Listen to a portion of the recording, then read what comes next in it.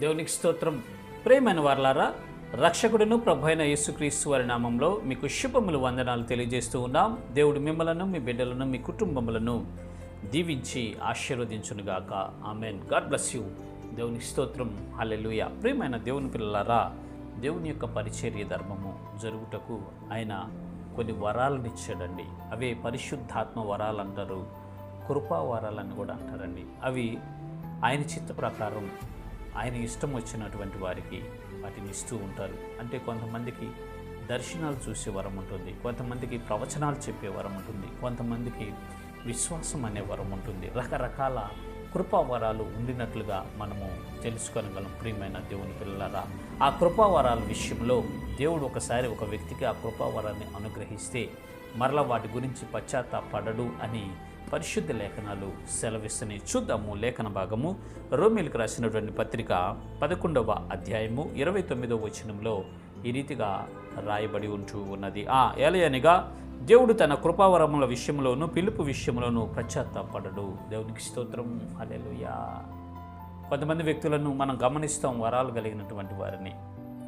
వారు ఫస్ట్లో అగ్ని వలె మండుతారు. వారు ప్రవచిస్తే తెల్లవారికే నెరవేరిపోతుంది. 2 రోజుల్లోనే, ఒక రోజు మార్చి రోజుకే జరుగుతూ ఉంటాయి. ఒక్కోసారి ఇన్స్టెంట్గానే జరుగుతూ ఉంటాయి. వారికి అంతటి అగ్ని వంటి వరాన్ని ఇస్తాడు. కొంతమంది దర్శనం చెబితే ఖచ్చితంగా నెరవేరుతుంది, కృపావరం. అయితే రాను రాను రాను రాను వారు విశ్వాసంలో బలహీనలైనప్పుడు, దేవునితో వారికి ఎడబాటు జరిగినప్పుడు, దేవుని నుంచి వైదొలిగిపోయి ఈ లోకాన్ని ఆశించినప్పుడు వారి యొక్క ప్రవర్తనలో తేడా వస్తుందండి. వారి యొక్క ప్రవర్తన విధానం, మాట విధానం, వారి యొక్క విధానం అంతా మార్పు చెంది లోకస్తుల్లాగా తయారైపోతారు. అప్పుడు చూసేటటువంటి ప్రజలు ఏమనుకుంటుంది, ఇదేంది ఇతనికి అట్లా కృపావరాన్ని ఇచ్చాడు దేవుడు, ఆమెకు అలా కృపావరాన్ని ఇచ్చాడు దేవుడు, అసలు ఏమికి వరం ఉందా లేదా అనే ఒక సందేహాన్ని ప్రజలు వెలిపుస్తారు. ప్రియమైన దేవుని పిల్లలారా, దయచేసి గమనించండి. కృపావరాల విషయంలోనూ పిలుపు విషయంలోనూ దేవుడు పశ్చాత్తాపడండి. ఆయనకి సమస్తము తెలుసు. భూత వర్తమాన భవిష్యత్ కాలాల్లో ఉండు సర్వాధికారి అయిన దేవుడు కాబట్టి ఎవరికి కృపావరాలు ఇవ్వాలో, ఎవరిని పిలవాలో ఆయనకు తెలుసు అండి దేవునికి. అందుకే ఆ పిలుపు విషయంలో పశ్చాత్తాపడండి.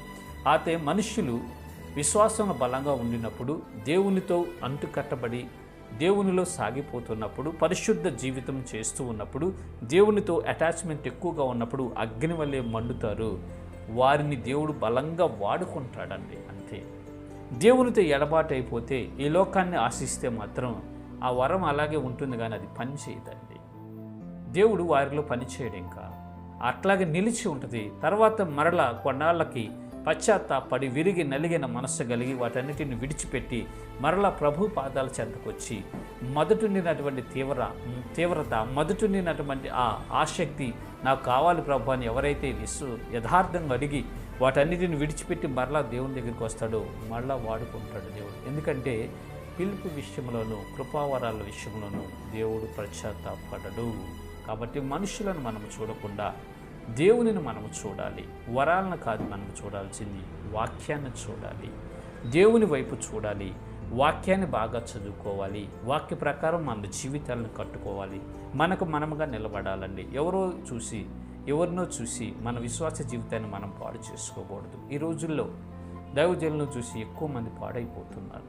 ప్రవక్తలను చూసి ఎక్కువ మంది పాడైపోతున్నారు. సంఘంలో ఎల్డర్స్ను చూసి ఎక్కువ మంది విశ్వాస భ్రష్టులైపోతున్నారు. అలా ఉండకూడదు. ప్రియమైన ప్రజలారా, ఎవరి విశ్వాసం వారిదే, ఎవరి భక్తి వారిదే. కాబట్టి మీ భక్తి, మీ విశ్వాసము వాక్యం మీద కట్టుకోనండి. వాక్యములో మీరు నిలిచి ఉండండి. వాక్య ప్రకారం మీరు జీవించండి. వాక్యమునే అనుసరించండి. మీ దైవజనుడు అనుసరించకపోయినా సరే మీరు అనుసరించండి. మీ చర్చిలో ఉన్న ఎల్డర్ అనుసరించకపోయినా సరే మీరు అనుసరించండి. మీ ఇంట్లో వాళ్ళు అనుసరించకపోయినా సరే మీరు అనుసరించండి. ఎవరైతే నాకు ఒకరితో సంబంధం లేదు, దేవుని వాక్యమే నాకు కావాలి, వాక్య ప్రకారమే నేను జీవిస్తాను అని తీర్మానం చేసుకుంటారో దేవుడు మీకు తోడుగా ఉంటాడు. అన్ని విషయాల్లో మిమ్మల్ని బలపరుస్తూ ముందుకు నడిపిస్తాడండి. అంతేగాని వరాలు తలాంతులు కలిగిన వాళ్ళు తప్పిపోయారు, అయ్యో అట్లా అయిపోయారేంది, ఇట్లా అయిపోయారేందని వారి గురించి విమర్శలు చేసుకుంటూ నిత్యం అలాగుంటే మన విశ్వాస జీవితం దెబ్బతింటుంది. కాబట్టి ప్రియమైన దేవుని పిల్లలారా, వారి సంగతి దేవుడు చూసుకుంటాడు. మనమైతే ఆ కృపా వరాలు పొందుకొని ఆయన పనిలో ముందుకు వెళ్ళడానికి ప్రయత్నం చేద్దాం. అటు వరాలు పొందుకొని సంఘ క్షేమాభివృద్ధికి ఉపయోగపడదాం. ఇటు కృప దేవుడు మనందరికీ కలుగు చేయనుగాక. ఆమేన్. దేవునికి స్తోత్రం. God bless you. దేవునికి స్తోత్రం. హల్లెలూయా. Praise the lord.